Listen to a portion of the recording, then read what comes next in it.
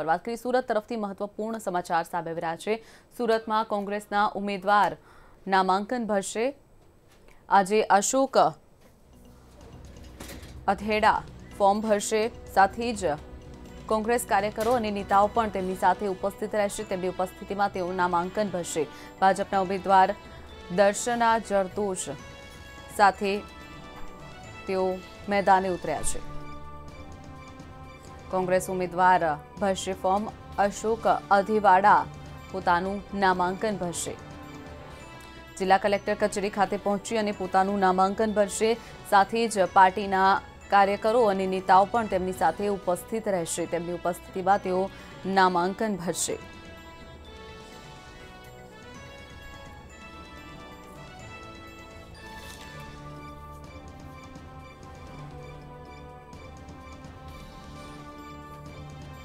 सूरतना अशोक अधीवाड़ा आज पोतानुं नामांकन भरशे।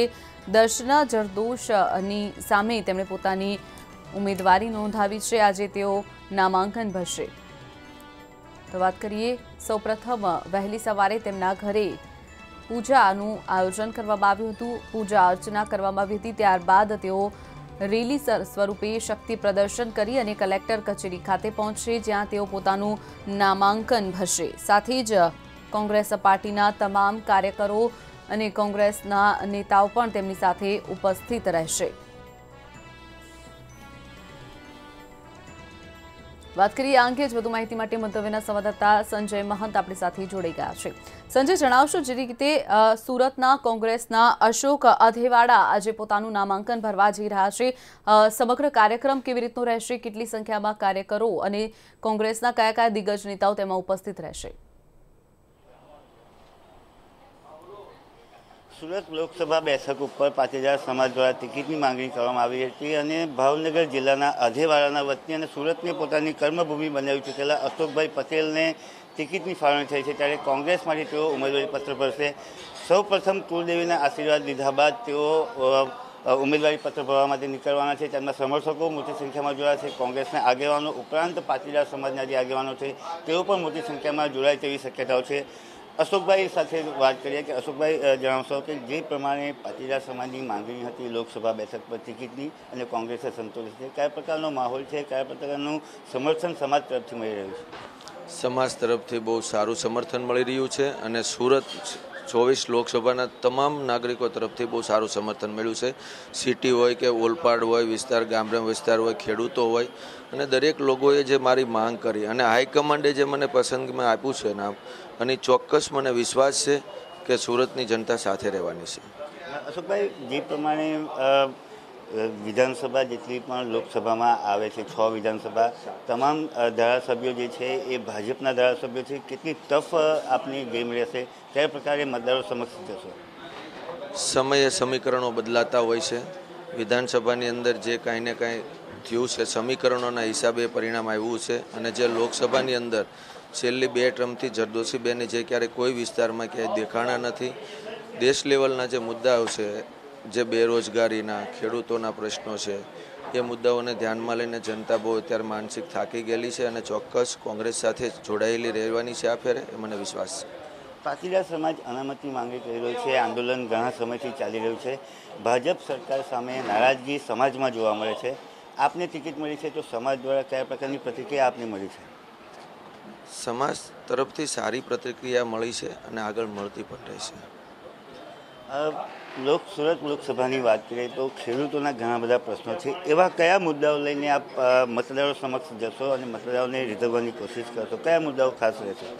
ખેડૂતોના અત્યારે જે મંડળીઓના ભાવ છે, ખાંડના ભાવ છે, એ બધા જે ભાવના લઈને બહુ બધા મુદ્દાઓ છે। મારે ખેડૂત આગેવાનો જોડે અને બધા જોડે ચર્ચાઓ થઈ છે અને દરેક મુદ્દાઓ છે એ એજન્ડામાં અમારે આવવાના છે। લોકસભાની રાજકારણની જો વાત કરીએ તો સુરત લોકસભા બેઠક પર મૂળ સુરતીની એક બાજુ ટિકિટ મળી છે જે આપની સામે છે। આપ પાટીદાર સમાજથી આવો છો। પાટીદાર સમાજ સિવાયના અન્ય જે સમાજ છે, મૂળ સુરતીઓ છે, ગ્રામ્ય વિસ્તારના ખેડૂતો છે, એમને રીઝવવા માટે કયા પ્રકારના આપનું આયોજન છે, કયા પ્રકારે એમને સમક્ષ પ્રચાર માટે જશો? સુરતમાં કાઠિયાવાડી હોય, ગ્રામ્ય વિસ્તાર હોય કે શહેર વિસ્તાર હોય કે અન્ય સમાજ હોય, એ લોકોના માંગે જે મને ટિકિટ મળી છે એમાં મારે રીઝવવાનો કોઈ પ્રશ્ન જ નથી। બધા સાથે જ છે પ્રેમથી। અને હાઈકમાન્ડને બધાએ ભેગા થઈને કીધું છે કે ભાઈ અશોકભાઈ પટેલ અધેવાડાની ટિકિટ આપો, અમે સાથે છીએ. અશોકભાઈ, કોંગ્રેસમાં કે ભાજપ હોય, કોઈ પણ લોકસભાની ટિકિટ જાહેર થયા બાદ પક્ષમાં જ અસંતોષનો માહોલ જોવા મળતો હોય છે. લોકસભા સુરતમાં આ પ્રકારનો કોઈ માહોલની આપની સમક્ષ હજી સુધી આવ્યો છે કે કેમ? ના, બિલકુલ નથી. કોંગ્રેસ છે ખંભે ખંભા મિલાવીને ચાલવાવાળી કોંગ્રેસ છે, અને કોઈ પણ પક્ષ હોય દાવેદારીઓ કરતા હોય છે, પણ હાઈકમાન્ડ જે નિર્ણય લેતા હોય છે શિરોમાન્ય હોય છે. કોંગ્રેસ પાર્ટીમાં કોઈ વાદ વિવાદ છે નહીં, બધા રાજી ખુશીથી બધા સાથે છે. અમે કાલે પણ બધા દાવેદારો બધા સાથે જ બેઠા હતા અને આજે પણ બધા સાથે જ છીએ. અશોકભાઈ, સુરત લોકસભા બેઠક કહેવાય છે કે ભાજપની સિક્યોર બેઠક છે. આજે જ્યારે નામાંકન ભરવા માટે જઈ રહ્યા છો, સમર્થકો સાથે કયા પ્રકારનો ટેકો આપને મળી રહેશે કે કયા પ્રકારે શક્તિ પ્રદર્શન કરશો? એ જે ભૂતકાળ થઈ ગયો છે, સિક્યોર સીટ હતી, આવતા સમયમાં હવે ભૂતકાળ થઈને રહેશે. અને અત્યારે આપણે માનગઢ ચોકમાંથી નામાંકન ભરવા હું જઈ રહ્યો છું, તો ત્યાં આપણે માહોલ આપોઆપ ખ્યાલ આવી જશે. ચોક્કસ નામાંકન માટે જઈ રહ્યા છો અશોકભાઈ, આપની મંત્રી ન્યૂઝ તરફથી અભિનંદન. Thank you, thank you. આ હતા અશોકભાઈ પટેલ કે જેઓ સુરતને પોતાની કર્મભૂમિ બનાવ્યા બાદ હવે સુરત લોકસભા બેઠક પર નામાંકન ભરવા માટે જઈ રહ્યા છે અને તેમને પૂરો વિશ્વાસ છે કે મતદારો હવે ભાજપથી વિમુખ થઈ કોંગ્રેસને સપોર્ટ કરશે. જી બિલકુલ સંજય, જોડાવા બદલ અને માહિતી બદલ આપનો આભાર. તો વાત કરીએ જે રીતે આજે સુરતના કોંગ્રેસના ઉમેદવાર એવા અશોક પટેલ આજે પોતાનું નામાંકન ભરવા જઈ રહ્યા છે. સાથે જ તેમની ઓપોઝિટમાં વાત કરીએ તો ભાજપના દર્શના જરદોશ છે. તો આજે અશોક પટેલ પોતાનું નામાંકન ભરવા જઈ રહ્યા છે. સાથે જ પહેલા પોતાના ઘરે પૂજાનું આયોજન કર્યું હતું, માતાજીના દર્શન કરી અને તેમના આશીર્વાદ મેળવ્યા હતા. ત્યારબાદ રેલી સ્વરૂપે શક્તિ પ્રદર્શન યોજી અને તેઓ નામાંકન ભરવા કલેક્ટર કચેરી ખાતે પહોંચશે. સાથે જ કોંગ્રેસના દિગ્ગજ નેતાઓ અને કોંગ્રેસના કાર્યકર્તાઓ પણ તેમની સાથે ઉપસ્થિત રહેશે. જે રીતે ટીવી સ્ક્રીન પર આપ દ્રશ્યોમાં જોઈ રહ્યા છો કે સૌપ્રથમ તેમના ઘરે પૂજાનું આયોજન કરવામાં આવ્યું હતું. મહારાજને ઘરે બોલાવી અને પૂજા અર્ચના કરવામાં આવી હતી. સૌપ્રથમ ગણેશજીની પૂજા કરવામાં આવી હતી, ત્યારબાદ કુળદેવીના દર્શન કરી આશીર્વાદ મેળવી અને તેઓ રેલી સ્વરૂપે શક્તિ પ્રદર્શન યોજશે અને ત્યારબાદ તેઓ નામાંકન ભરવા માટે કલેક્ટર કચેરી પહોંચશે.